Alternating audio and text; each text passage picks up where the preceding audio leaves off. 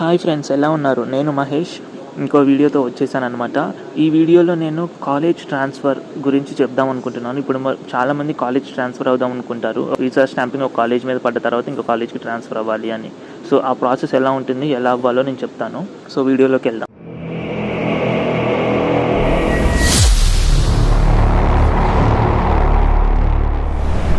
First మనం ఏం తెలుసుకోవాలంటే రిస్క్స్ ఏముంటాయి. ఇలా కాలేజ్ ట్రాన్స్ఫర్ అయితే రిస్క్ ఏముంటుంది. ఫస్ట్ ఇప్పుడు 2 కేసెస్ ఉంటాయి అనమాట కాలేజ్ ట్రాన్స్ఫర్. మీరు ఏంటంటే డైరెక్ట్గా యూఎస్ రాగానే వెంటనే కాలేజ్ ట్రాన్స్ఫర్ అవ్వడం, లేదా ఫస్ట్ సెమిస్టర్ సెకండ్ సెమిస్టర్ అయిపోయిన తర్వాత కాలేజ్ ట్రాన్స్ఫర్ అవ్వడం అనేది. ఫస్ట్ రిస్క్స్ ఏముంటాయో తెలుసుకుందాం. మీరు డైరెక్ట్గా యూఎస్లో ల్యాండ్ అవ్వే ముందే మీరు కాలేజ్ ట్రాన్స్ఫర్ అయ్యారనుకోండి, అది మీకు చాలా రిస్క్ అవుతుంది అనమాట. మీరు వచ్చిన తర్వాత కాలేజ్కి వెళ్ళి అప్పుడు ట్రాన్స్ఫర్ అవ్వండి. అండ్ ఇంకో తప్పు కూడా కొంతమంది ఏం చేస్తారంటే కాలేజ్ ట్రాన్స్ఫర్ అవుదాం అనుకుని డైరెక్ట్గా ఏ కాలేజ్కి ట్రాన్స్ఫర్ అవుదాం అనుకుంటున్నారో ఆ కాలేజ్ స్టేట్లోనే ల్యాండ్ అవుతారు, ఇంకా అక్కడే దిగుతారనమాట. సో మీకు అట్లా కూడా రిస్క్ ఉంటుంది. ఒకవేళ వాళ్ళు చెక్ చేసి మీకు ఆ కాలేజ్ యొక్క I-20 మీ దగ్గర ఉన్నా కూడా, ఒకవేళ ఆ అడ్మిషన్ ఉన్నట్లు తెలిసినా కూడా చాలా రిస్క్ అవుతుంది. సో అలా చేయకండి. ఫస్ట్ మీరు ఏ కాలేజ్లో అడ్మిషన్ వచ్చిందో ఆ స్టేట్లోనే ల్యాండ్ అయ్యి అక్కడికే వెళ్ళండి. తర్వాత మీరు ట్రాన్స్ఫర్ అవ్వాలనుకున్న కాలేజ్కి వెళ్ళండి. సో ఒకవేళ మీరు లేదు ట్రాన్స్ఫర్ అవ్వాలనుకుంటున్న కాలేజ్లోనే దిగుతా అనుకుంటే మాత్రం కొంచెం రిస్కీ అనమాట. నేను తిరిగి పంపించేస్తానని చెప్పను, కొంచెం రిస్కీ అనమాట. ఇంకా మీరు మేనేజ్ చేసుకోవాలి. సో ఇప్పుడు ఫస్ట్ కేసు చూద్దాం అనమాట. డైరెక్ట్గా రాగానే వెంటనే కాలేజ్ ట్రాన్స్ఫర్ అవ్వాలనుకునే వాళ్ళు ఏం చేయాలి అంటే, మీరు ఏ కాలేజ్కి ట్రాన్స్ఫర్ అవ్వాలనుకుంటున్నారో వాళ్ళకి చెప్పాలన్నమాట ముందు. ఆ కాలేజ్ వాళ్ళకి నేను ట్రాన్స్ఫర్ అవుదాం అనుకుంటున్నాను, మీ కాలేజ్కి ప్రాసెస్ ఏంటి అని. సో అప్పుడు వాళ్ళు మీకు ఒక ట్రాన్స్ఫర్ ఇన్ ఫామ్ అని ఇస్తారనమాట. Transfer in, transfer out form అని ఇస్తారు. ఒకటే దాంట్లో ఉంటుంది ట్రాన్స్ఫర్ ఇన్, ట్రాన్స్ఫర్ అవుట్, లేకపోతే డిఫరెంట్ ఫామ్స్ అని ఇస్తారు. మీరు ఏంటంటే ఇప్పుడు ఆ ట్రాన్స్ఫర్ అవుట్ ఫామ్ని ఫిల్ చేసి మీ ఏ కాలేజ్లో మీకు వీసా స్టాంపింగ్ పడ్డదో ఆ కాలేజ్కి ఇవ్వాలి. ఇస్తే వాళ్ళు ఇంకా దాన్ని మొత్తం ఫిల్ చేసి మిమ్మల్ని అడుగుతారనమాట. దాని మీద సెవీస్ ట్రాన్స్ఫర్ డేట్ ఎప్పుడు అని. అంటే మీ రికార్డ్స్, మీ సెవీస్ రికార్డ్స్ మొత్తం ఇప్పుడు ఆ కాలేజీల మీద ఉంటాయి కదా, మీ వీసా స్టాంపింగ్ పడ్డ కాలేజ్ పేరు మీద, అవన్నీ ఎప్పుడు ఏ డేట్న ట్రాన్స్ఫర్ చేయాలి మీరు ట్రాన్స్ఫర్ అయ్యే కాలేజ్కి అని అడుగుతారు. సో మీరు ఒక డేట్ సెలెక్ట్ చేసుకుంటే ఆ డేట్ రోజు ట్రాన్స్ఫర్ అవుతుంది. సో ఇలాగా ట్రాన్స్ఫర్ అవుట్ ఫామ్ని మీ కాలేజ్ వాళ్ళు ఫిల్ చేసి, అండ్ ఆ సెవీస్ ట్రాన్స్ఫర్ డేట్ని కూడా వాళ్ళు ఫిల్ చేసుకొని మీ కొన్ని కాలేజెస్ ఏంటంటే స్టూడెంట్కి ఇస్తుందన్నమాట. ఓకే, మేము ట్రాన్స్ఫర్ అవుట్ ఫామ్ ఫిల్ చేసాము, మీరు సబ్మిట్ చేసుకోండి ఆ కాలేజ్కి అని. కొన్ని కాలేజెస్ ఏం చేస్తాయంటే డైరెక్ట్గా వాళ్ళే పంపిస్తారనమాట ట్రాన్స్ఫర్ అవుట్ ఫాము మీరు ట్రాన్స్ఫర్ అయ్యే కాలేజ్కి. సో ఇలా కూడా ఉంటుంది. ఇంకప్పుడు మీరు ట్రాన్స్ఫర్ ఇన్ ఫామ్ ఒకటి సబ్మిట్ చేసి మీరు ఏ కాలేజ్కి వెళ్ళాలనుకుంటున్నారో ఆ కాలేజ్కి ఇచ్చేస్తే అయిపోతుంది. ఇంకా అదనమాట ప్రాసెస్ ఫస్ట్ కేసులో అయితే. అండ్ ఇప్పుడు సెకండ్ కేసులో చూద్దాం.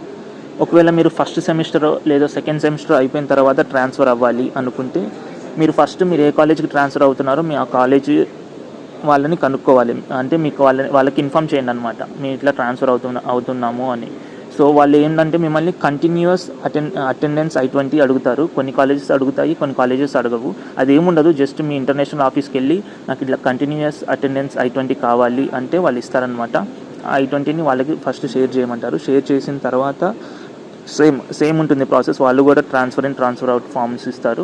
ఆ ట్రాన్స్ఫర్ అవుట్ ఫామ్ మీరు కొంచెం ఫిల్ చేసి ఇంకా మీ కాలేజ్కి ఇచ్చేస్తే, మీరు ఏ కాలేజ్లో వీసా స్టాంపింగ్ పడి ఉందో ఆ కాలేజ్కి ఇస్తే వాళ్ళే మీరు ఏ కాలేజ్కి ట్రాన్స్ఫర్ అవుదాం అనుకుంటున్నారో ఆ కాలేజ్కి సెండ్ చేస్తారు. అక్కడ కూడా అడుగుతారనమాట సెవీస్ ట్రాన్స్ఫర్ డేట్ ఎప్పుడు పెట్టాలి అని. సో మోస్ట్లీ మీ గ్రేడ్స్ వచ్చిన తర్వాతే పెట్టుకోండి సెవీస్ ట్రాన్స్ఫర్ డేట్.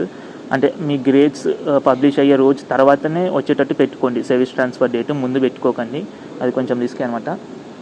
సో అప్పుడు ఇంకా మీ ఫైనల్ గ్రేడ్స్ పోస్టింగ్ అయిపోయిన తర్వాత మీ సెవీస్ ట్రాన్స్ఫర్ అయిపోతుంది మొత్తం. ఇంకా మీ అంటే సెవీస్ ఐడి ఏం మారదు, సెవీస్ ఐడి మాత్రం సేమే ఉంటుంది, కానీ ఆ సెవీస్ ఐడి మీదనే వేరే కాలేజ్కి ట్రాన్స్ఫర్ అవుతుంది అనమాట మీ మొత్తం డేటా మొత్తం.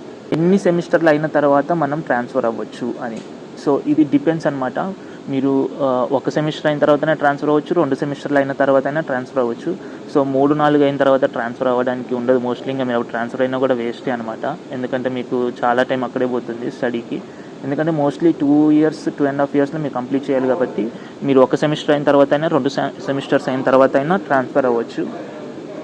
అండ్ ఎన్ని క్రెడిట్స్ ట్రాన్స్ఫర్ అవుతాయి అది మీరు ట్రాన్స్ఫర్ అయ్యే కాలేజ్ మీద డిపెండ్ అయి ఉంటుంది. కొన్ని కాలేజెస్ ఏంటంటే ఓన్లీ 3 క్రెడిట్స్ అంటాయి. కొన్ని కాలేజెస్ ఏమో అసలు ట్రాన్స్ఫర్ చేసుకోమంటారు. ఎందుకంటే మీరు డిఫరెంట్ బ్యాక్‌గ్రౌండ్ నుంచి వచ్చినా కూడా మేము ట్రాన్స్ఫర్ చేసుకోమంటారు. కొన్ని కాలేజెస్ ఏమో ట్రాన్స్ఫర్ చేసుకుంటామంటాయి. కొన్ని 3 ఉంటాయి, 6 ఉంటాయి, 9 ఉంటాయి. కొన్ని కాలేజెస్ అయితే 15 కూడా తీసుకుంటాయి అనమాట. సో ఇంక అది డిపెండ్స్ అనమాట. మీరు ఏ కాలేజ్‌కి ట్రాన్స్ఫర్ అవుతున్నారో దాని మీద డిపెండ్ అయి ఉంటుంది పూర్తిగా. సో అది చెక్ చేసుకొని మీరు ఆ కాలేజ్‌కి వెళ్ళండి.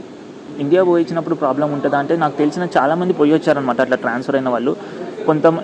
నాకు తెలిసిన వాళ్ళకైతే ఎవరికి ప్రాబ్లం అవ్వలేదు అట్లా ట్రాన్స్ఫర్ అయినందుకు పోయించినందుకు. చాలామంది అయితే భయపడి వెళ్ళరు. అసలు చాలామంది భయపడి వెళ్ళరనమాట.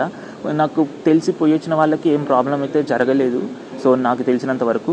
అండ్ H1B అప్పుడు ఏమైనా ప్రాబ్లం అవుతుందంటే మీరు మాత్రం ఇది కన్ఫర్మ్ చేసుకోండి. ఎందుకంటే మీరు ట్రాన్స్ఫర్ అయ్యే కాలేజ్, ఇప్పుడున్న కాలేజ్ నుంచి ట్రాన్స్ఫర్ అయ్యే కాలేజ్ ఆల్మోస్ట్ సేమ్ ర్యాంకింగ్లో అయినా ఉండాలి, లేకపోతే కొంచెం ఎక్కువ ర్యాంకింగ్లో అయినా ఉండేటట్టు చూసుకోండి. అంటే ఆల్మోస్ట్ ఒక 4-5 ర్యాంకులు 10 ర్యాంకులు తేడా ఉంటే ఏం పర్లేదు. మరీ ఏదో చెత్త కాలేజ్కి వెళ్ళిపోతే మాత్రం కొంచెం ఇబ్బంది అవుతుందని అనుకుంటాను నేను. లేదు ఆల్మోస్ట్ సేమ్ ర్యాంకింగ్ ఉన్న కాలేజ్ లేదా మంచి కాలేజ్కి వెళ్తున్నాము అనుకుంటే పర్లేదు, వెళ్ళొచ్చు. అండ్ మీకు H1B అప్పుడు కానీ ఇండియా పోయించినప్పుడు కానీ ఏం ప్రాబ్లం ఉండదన్నమాట. అండ్ ఈ ప్రాసెస్ మొత్తం ఎన్ని రోజులు పడుతుంది అనుకుంటే ఇంకా అది డిపెండ్స్ అనమాట. మీ కాలేజ్ వాళ్ళు మీకు ఎంత తొందరగా రెస్పాండ్ అవుతున్నారు అనే దాని మీద డిపెండ్ అయి ఉంటుంది.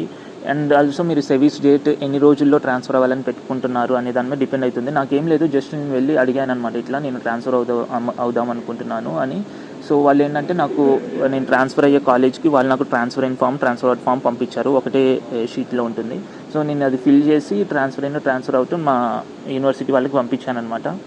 సో వాళ్ళు ఏంటంటే నేను ఏ కాలేజ్కి ట్రాన్స్ఫర్ అవ్వాలనుకుంటున్నానో ఆ కాలేజ్కి ఆ ఫామ్ని వాళ్ళే ఫిల్ చేసి స్టాంపులు సైన్లు మొత్తం పెట్టి వాళ్ళే సెండ్ చేశారు. అది నాకు తెలిసి ఒక 2-3 డేస్లో అయిపోయింది ఆ పని. అండ్ సర్వీస్ ట్రాన్స్ఫర్ డేట్ నేను ఒక 20 డేస్ తర్వాత పెట్టుకున్నాను. సో 20 డేస్ తర్వాత ఇంకా సర్వీస్ రికార్డు ట్రాన్స్ఫర్ అయిపోయింది. అండ్ ఆ సర్వీస్ ట్రాన్స్ఫర్ అయ్యే డేట్ని కూడా మనం చేంజ్ చేసుకోవచ్చు. మన యూనివర్సిటీని రిక్వెస్ట్ చేసి ముందుకి వెనక్కి జరుపుకోవచ్చు అనమాట. ప్రాబ్లం ఏమి ఉండదు. అది ఇంకా ఎన్ని రోజులు పడుతుంది అంటే మీ యూనివర్సిటీ వాళ్ళు కమ్యూనికేషన్ ఎంత స్పీడ్గా ఉంటే అంత తొందరగా అయిపోతుంది. సో ఇంకా అది ప్రాబ్లం ఏమి ఉండదు. సో ఇది అనమాట ఫ్రెండ్స్. మీరు ఏం టెన్షన్ పడాల్సిన అవసరం లేదు. ట్రాన్స్ఫర్ అంటే అవ్వచ్చు, లేదంటే లేదు. మంచి కాలేజ్కి అయితే అవ్వండి, లేదు మామూలు కాలేజ్ అయినా అవ్వచ్చు. మరి ఇంకా అంటే ఇండియా పోవడం అవన్నీ కొంచెం రిస్క్ ఉంటాయి. సో ఇదనమాట. ఇంకేమైనా క్వశ్చన్స్ ఉంటే కామెంట్ బాక్స్లో పెట్టండి, దాన్ని ఆన్సర్ చేస్తాను.